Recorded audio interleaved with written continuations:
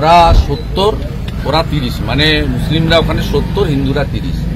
আমরা হুমায়ুন কবির বললেন যে এটা আমার কথা ছিল না, এটা মমতা ব্যানার্জির কথা ছিল। বাবরি মসজিদ ওখানে গড়ার জন্য সমর্থন করছেন কিনা, অনুমোদন দিয়েছেন কিনা, পিছনে আছেন কিনা, সেটাও তো আগে জানা দরকার হুমায়ুন কবিরের কাছে। আর মুর্শিদাবাদ জেলায় হিন্দুরা যেভাবে সংখ্যালঘু বলে অত্যাচারিত হয়েছেন বা হচ্ছেন, সেই বিষয়ে তো মুখ্যমন্ত্রী আজকে কিছু বলেননি। লালবাগের মিটিংয়ে বলেছিলেন ইমাম সাহেবদের দেখে, আমি এখানে আপনাদের দায়িত্ব দিয়ে যাচ্ছি হিন্দুদেরকে রক্ষা করার জন্য। তারপরেই তো ধুলিয়ান শামসেরগঞ্জ হয়েছিল। এই এসআইআর নিয়ে আমাদের যে বক্তব্য বারে বারে দেখেছেন যে মুসলিমরা আমাদের ভোট দিচ্ছে না, দেয় না, আমরা তাদের ভোট চাই কিন্তু পাই না।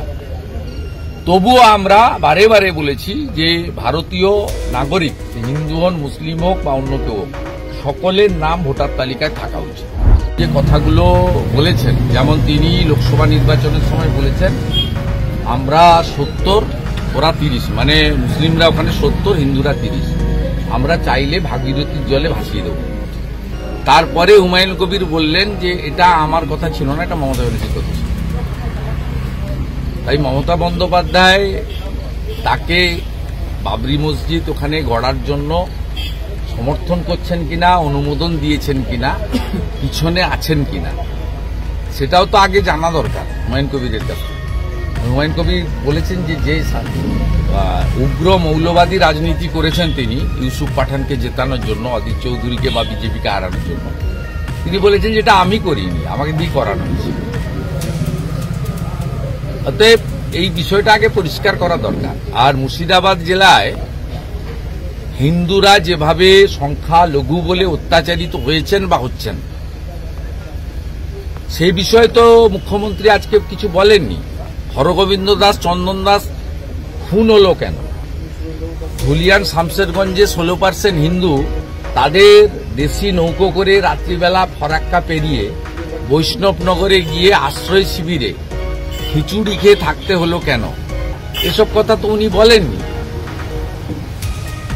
আজকে তো নতুন নয়, সেই 2019 সালে সিএএ কে এনআরসির নাম করে বলা থেকে শুরু করে মুর্শিদাবাদে বারে বারে মৌলবাদী শক্তির দ্বারা শান্তিপ্রিয় জনগণ এবং হিন্দু জনগোষ্ঠী আক্রান্ত হয়েছিল। এই বিষয়ে তো মুখ্যমন্ত্রী স্পষ্ট করে সেখানে কিছু বলেননি।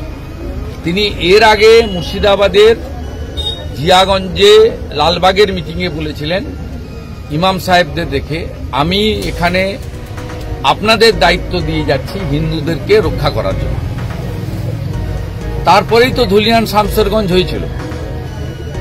আজকে উনি বলেছেন হিন্দুদের দায়িত্ব দিচ্ছি সংখ্যালঘু মুসলিমদেরকে রক্ষা করার জন্য।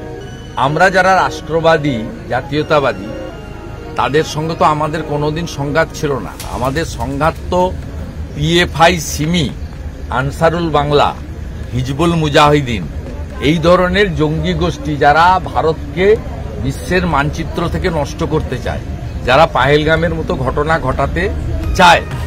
আপনি এই নন্দীগ্রামে বলুন 2021 সালে মিথ্যে করে আপনাদের কোনো সংবাদ মাধ্যম মুখ্যমন্ত্রীকে খুশি করার জন্য শুভেন্দু অধিকারী হেরে গেছে বলে প্রচার করেছিলেন। তারপরে বিকেল থেকে কি অত্যাচারটা এখানে নন্দীগ্রামে হয়েছে সাধারণ মানুষ হিন্দুদের উপরে, এটা এখানকার মানুষ দেখেছে। তারপরে আমি জেতার পরে হিন্দুরা রুখে দাঁড়িয়ে, তৎকালীন গভর্নর জগদীপ ধনখড় নিজে এসেছিলেন এখানে, হিন্দুরা তাদের অস্তিত্ব রক্ষা করেছিল। তারপর থেকে 23-এর পঞ্চায়েত বলুন, 24-এর লোকসভা নির্বাচন বলুন এবং সম্প্রতি সমবায় সমিতি নির্বাচনে 2-3টি ছাড়া বিজেপি এখানে জিতছে বলে আজকে শান্তি আছে। আমরা কোথাও কাউকে কিছু করতে দিই না, এটা রাজনীতি হতে পারে না। সাধারণ মানুষের নিরাপত্তা, শান্তি রক্ষা করার দায়িত্ব সবার। আর এই এসআইআর নিয়ে আমাদের যে বক্তব্য বারে বারে দেখেছেন যে মুসলিমরা আমাদের ভোট দিচ্ছে না, দেয় না, আমরা তাদের ভোট চাই কিন্তু পাই না। তবুও আমরা বারে বারে বলেছি যে ভারতীয় নাগরিক, হিন্দু হন, মুসলিম হোক বা অন্য কেউ হোক, সকলের নাম ভোটার তালিকায় থাকা উচিত।